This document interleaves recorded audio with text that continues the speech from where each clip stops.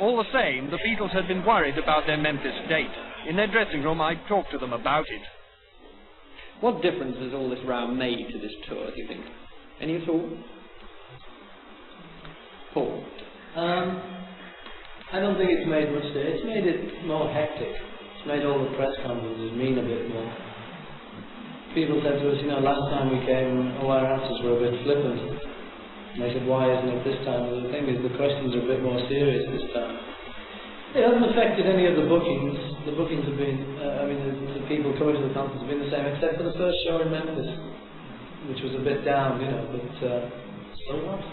The disc jockey, Tommy Charles, who started this row off, has said that he won't play your records until you've grown up a little. How do you feel about that? Well, I don't mind if he never plays them again.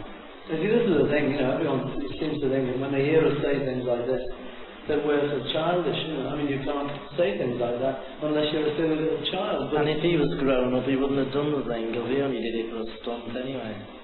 So, I mean, who's he to say about growing up? Who is he? Who is this guy? Who is he? Who? Apart from that, it's great.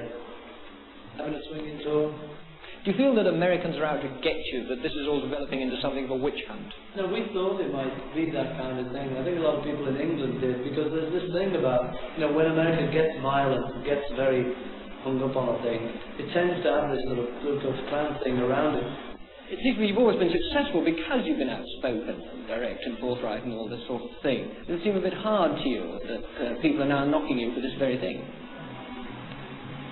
Yes, Richard. It seems hard. It's, you know, free speech. But is it possible just to say what you think all the time? What about 14-year-old teenagers who think you're absolutely marvellous and can't bear to be heard? See, we're not, when we say anything like that, we don't say it as older people seem to think to be offensive. We mean it helpfully, you know, and if it's wrong, what we say, okay, it's wrong, and people can say, you know, you're wrong about that one. But in many cases, we believe it's right, you know, we're quite serious about it. But do you mind being asked questions, for example, in America, people keep asking questions about Vietnam. Does this seem useful?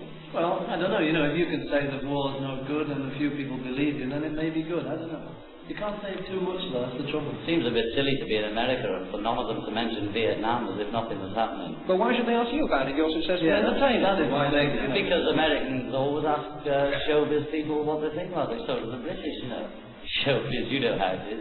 But I mean, you've just got to, you can't just keep quiet about anything that's going on in the world unless you're a monk.